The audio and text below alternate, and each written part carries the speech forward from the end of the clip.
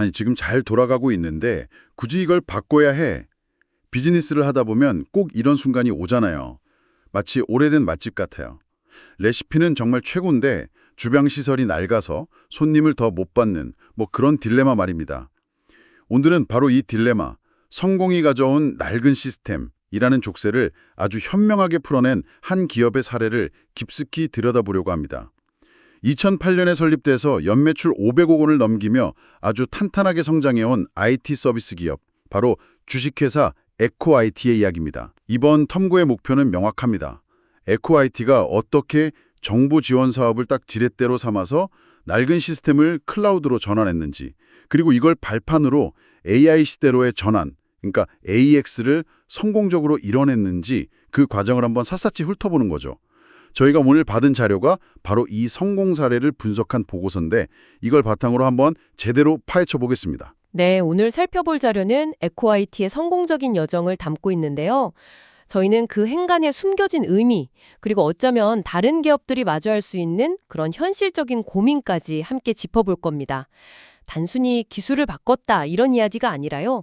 조직의 체질 자체를 바꾼 과정에서 우리가 뭘 배울 수 있을지 거기에 주목해 보시면 좋겠습니다. 좋습니다. 그럼 본격적으로 시작해보죠. 에코아이티, SAP ERP나 AI 자동화 솔루션을 제공하는, 그러니까 이미 업계에서는 실력을 인정받은 강소기업이잖아요. 그런데 이렇게 잘 나가던 회사에 도대체 어떤 문제가 있었던 걸까요? 보고서 첫 문이부터 레거시 시스템이라는 단어가 딱 등장하네요. 데이터 사일로 문제. 이 분야에 계신 분들이라면 정말 지긋지긋하게 들어보셨을 겁니다. 그런데 에코아이티의 경우는 이 문제가 특히 AI 개발의 직접적인 병목 현상으로 이어졌다는 게 좀 특이점이에요. 부서마다 데이터가 엑셀 파일, 자체 서버, 심지어는 개인 PC에까지 막 흩어져 있었던 거죠. 그러니까 AI 모델을 학습시킬 귀한 재료는 있는데 네, 있는데 정작 요리수한테는 닿지가 않는 그야말로 그림의 떡 같은 상황이었던 겁니다. 데이터 사일로 문제는 이해가 갑니다. 그런데 그게 꼭 클라우드로 가야만 해결되는 문제인가요? 내부 시스템을 뜯어 고치거나 통합하는 방법도 있었을 텐데 굳이 클라우드 전환이라는 사실상 회사를 통째로 옮기는 수준의 큰 결정을 내리게 만든 결정적인 한 방은 뭐였을까요? 아주 날카로운 질문이십니다. 바로 그 지점이 성공의 역설하고 딱 맞닿아 있어요. 첫 번째는 역시 비용 문제입니다. 특히 AI 모드를 개발하고 파인튜닝하려면 고성능 GPU 인프라가 필수적이거든요. 근데 이걸 자체적으로 구축하려면 수억 원의 초기 투자 비용이 발생합니다. B2B 기업 특성상 이런 대규모 선투자는 정말 부담스럽죠. 그러니까 데이터를 통합하는 문제뿐만 아니라 미래 먹거리인 AI를 개발하기 위한 그 인프라 비용이라는 더 큰 장벽이 동시에 존재했던 거군요. 그렇습니다. 그리고 두 번째는 속도의 문제입니다. 기존 시스템, 그러니까 레거시 환경에서는요, 서버 하나를 신청하고 세팅하는데 몇 주씩 걸렸어요. 몇 주씩이나요? 네. 그런데 요즘 AI 서비스 개발 속도를 한번 생각해 보세요.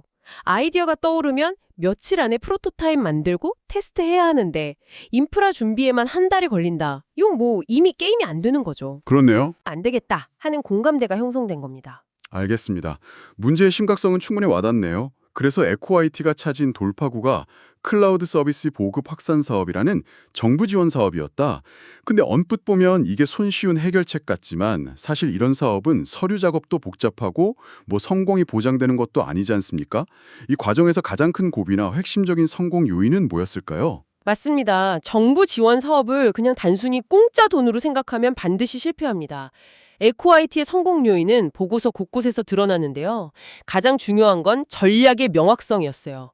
이들은 단순히 서버를 옮기는 리프트 앤 시프트 방식을 택하지 않았습니다. 리프트 앤 시프트요? 네, 그건 그냥 짐만 싸서 이사가는 포장이사 같은 거거든요. 포장이사가 아니라면요? 이들은 처음부터 미래에 살 집의 설계도를 새로 그렸습니다.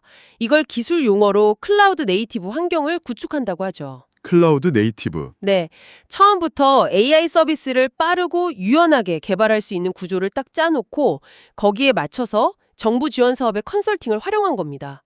목표자 명확하니까 컨설팅 단계에서 비즈니스 모델 분석부터 데이터 관리 전략, GPU 활용 방안까지 아주 구체적인 로드맵이 나올 수 있었던 거죠. 여기서 한 가지 궁금한 점이 생기는데요. 자료를 보니까 NHN 클라우드를 기반으로 인프라를 구축했다고 나와요.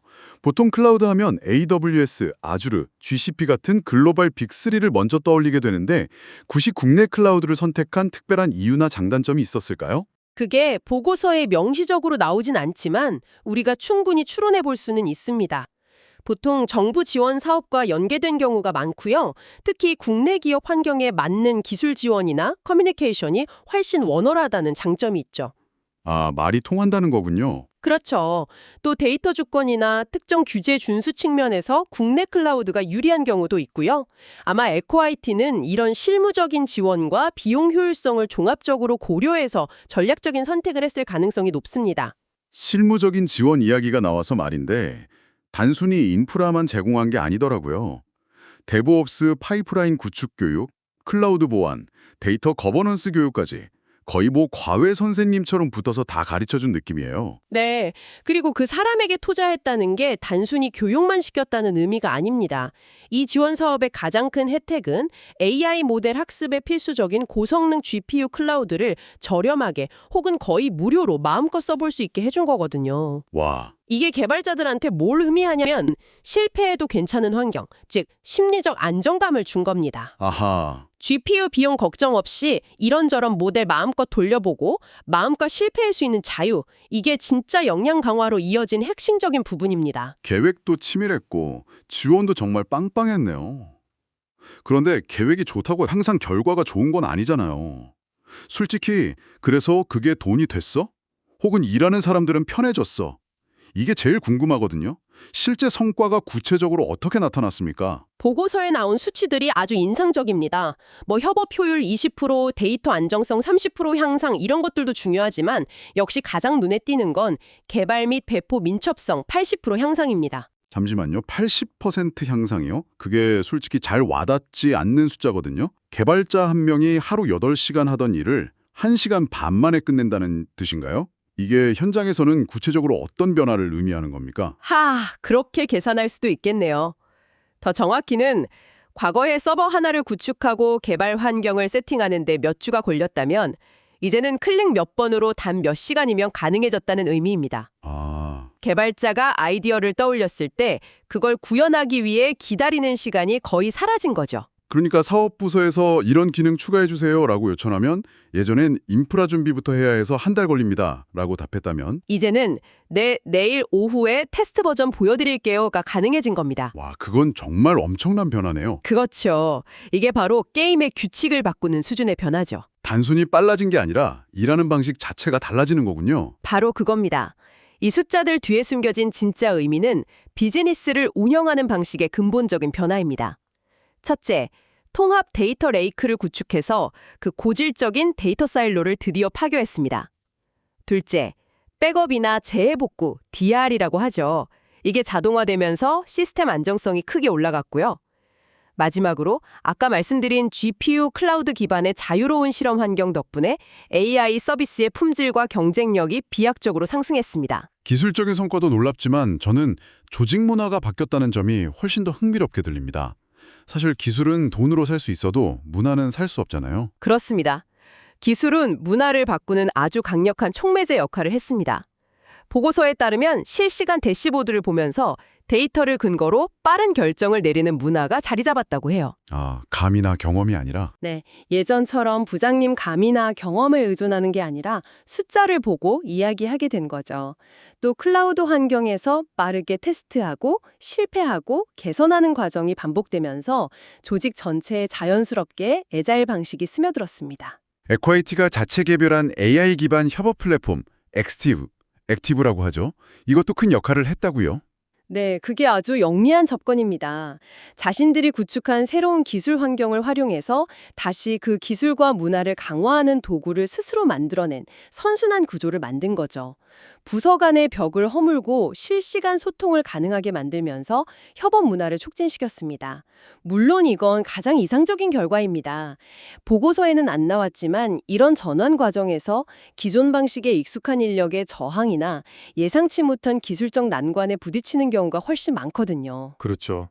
에코아이티가 이런 내부 갈등을 어떻게 관리하고 설득해 나갔는지에 대한 과정이 좀 빠져 있는 건 사실 조금 아쉬운 부분이죠. 여기서 멈추지 않고 미래 계획까지 세워뒀더군요. 향후 2, 3년 안에 남아있는 모든 레거시 시스템을 클라우드로 이전하고 심지어 특정 클라우드에 종속되지 않기 위해 여러 클라우드를 함께 쓰는 멀티 클라우드 전략까지 검토 중이라고요. 네, 이 계획들은 조직 전체에 클라우드 퍼스트 사고방식이 완벽하게 정착했음을 보여주는 증거입니다. 이제 클라우드는 단순히 서버를 빌려 쓰는 공간이 아니라 생성형 AI 기반의 B2B SaaS 같은 새로운 비즈니스를 만들어내는 심장부 역할을 하게 된 거죠. 아, 인프라에 대한 관점이 180도 바뀐 겁니다. 자신들의 경험을 바탕으로 다른 기업들을 위한 조언도 남겼습니다.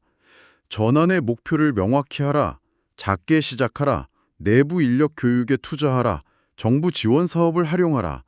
사실 들어보면 다 맞는 말인데 어딘가 좀 교과서적인 느낌도 들거든요. 이 중에서 지금 이 전환을 고민하고 있는 분들께 가장 현실적인 조언 딱 하나만 꼽는다면 뭘까요? 가장 큰 함정이자 핵심적인 조언이 바로 이겁니다. 많은 기업들이 클라우드를 도입하고 나서 자, 이제 우리도 혁신 기업이야 라고 착각합니다. 하지만 에코아이티는 달랐어요. 보고서의 맥락을 종합해보면 그들은 클라우드를 더 많은 AI 실험을 더 싸게 실패할 수 있는 자유를 사는 수단으로 본 겁니다. 아, 실패할 수 있는 자유요? 네, 혁신은 한 번의 성공이 아니라 수많은 실패를 감당할 수 있는 능력에서 나온다는 걸 정확히 이해한 거죠. 그래서 마지막 조언, 클라우드는 목적이 아니라 수단이다 라는 말이 평범해 보이지만 가장 중요한 겁니다. 이 기술로 우리 비즈니스에 어떤 문제를 풀고 어떤 기회를 잡을 것인가, 그 본질을 놓치지 말아야 한다는 뜻이죠. 정리해보겠습니다.